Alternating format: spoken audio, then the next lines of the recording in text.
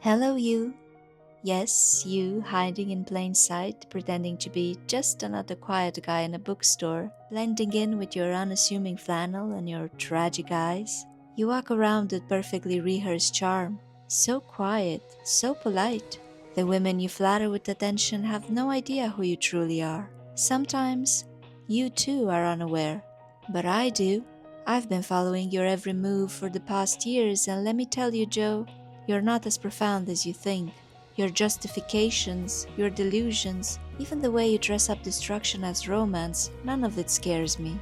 But they keep me interested, making me wonder what you'll do next. I promise I'll just watch, so you don't have to worry about me. After all I ever wanted was to tell you that I see you. So, this intro was a little different than usual, but since I'm a huge fan of the Netflix series You, and we're heading into its final season, I wanted to do something a bit more special. Now, with that out of the way, let's dive straight into the appeal of psychological thrillers and understand the reasons why we are drawn to shows like You.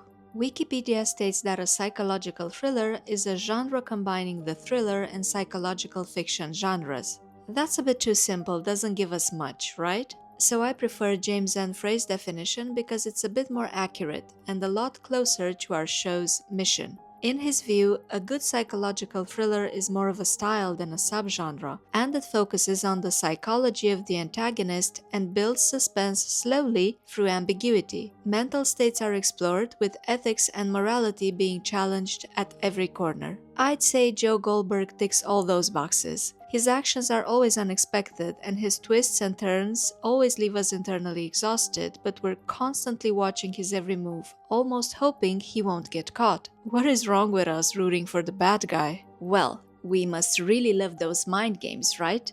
Correct. There's just something irresistible about a story that messes with your head, and nothing does it better than You. Our brains are wired to seek out patterns and solve problems, and psychological thrillers often present complex narratives that challenge our assumptions. So when a movie or show gives us puzzles, it kicks our cognitive gears into overdrive. We become mini detectives trying to stay one step ahead of the characters, solving a mystery no one asked us to, because when we do get to the end and all the pieces click into place, it's straight up satisfying. You allows us to morph from passive viewers into actively engaged investigators because, let's face it, we're not just watching, we're playing the game too, and we want to win. And then we feel rewarded when we're right because we paid attention and cracked the code, and no other cinema genre gives us that satisfaction. Except maybe horror, but that's a whole different discussion. Apart from mind games, we have also signed up for that guaranteed emotional roller coaster. Since we viewers are emotionally engaged with the characters and the plot,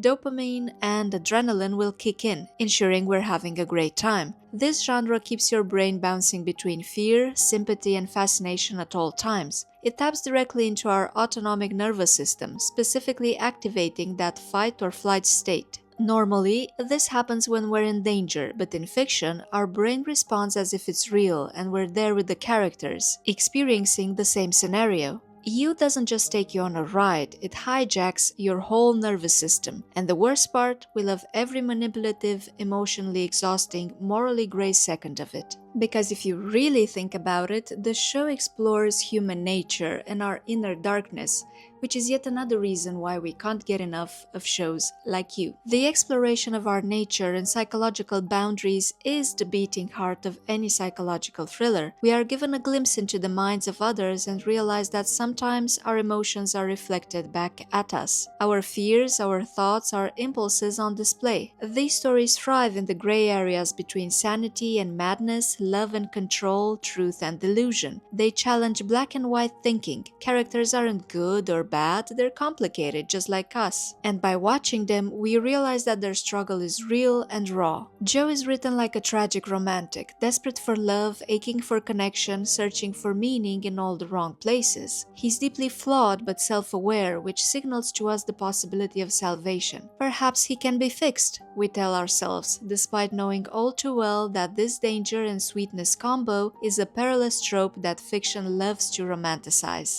Another reason why we like psychological thrillers is that these stories help us process our own emotions and fears.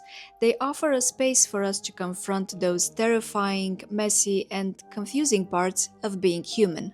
From a psychological standpoint, thrillers act as emotional simulators. Much like play is essential for child development, these stories give adults a safe space to practice high-stake emotional responses like fear, betrayal, anxiety, or shock without real-world consequences. Evolutionary psychology suggests we're drawn to this because it sharpens our threat detection, moral reasoning, and emotional resilience. Psychological thrillers also activate what neuroscientists call mirror neurons, the systems in the brain that help us simulate what others are feeling. That's why when a character panics, we tense up. When they cry, we feel that ache in our chest. We don't just observe emotions, we internalize them. This creates a highly immersive experience where viewers feel deeply invested in what's happening even when it's disturbing, and since our show is a masterpiece at toying with our emotions, we gradually become addicted to that type of feeling. Also, we have to talk about Joe Goldberg. Joe is the textbook definition of a red flag, or if we want to be more diplomatic, we can say that he embodies the idea of a morally reprehensible character. He's a stalker, manipulator, murderer, and we love him for it. He's the star of his own tragedy, and we get to judge him from our comfortable moral ground. He gives us the power of introspection because we are literally inside his head, and that makes us his accomplices, and he knows it. That's why he doesn't speak to us like we're spectators. Oh no, he confesses to us much like one would to an ally, convinced that we get him. Being inside Joe's head isn't just a stylistic choice, it's a psychological trap. His voiceovers create an intense sense of intimacy, providing a level of access that makes us feel like we know him and understand his motives, his traumas, his good intentions. It's a clever trick that creates empathy through proximity and turns Joe from an unreliable narrator into a charming, unreliable narrator. As a consequence, we end up liking him a lot, although we really shouldn't. He's not a good guy. But that's truly the appeal of psychological thrillers. We're caught between right and wrong, and in the middle we have Joe, and just like the rest of the characters that interact with him, we simply can't tell him no. What about you? Why do you like psychological thrillers, and what drew you to this particular show? And do you also watch true crime on YouTube? Because I know I do. Anyways, my name is Denny. Thank you for staying till the end. Every like and comment is appreciated, so I hope to see you next time as well. Take care, everyone. Bye!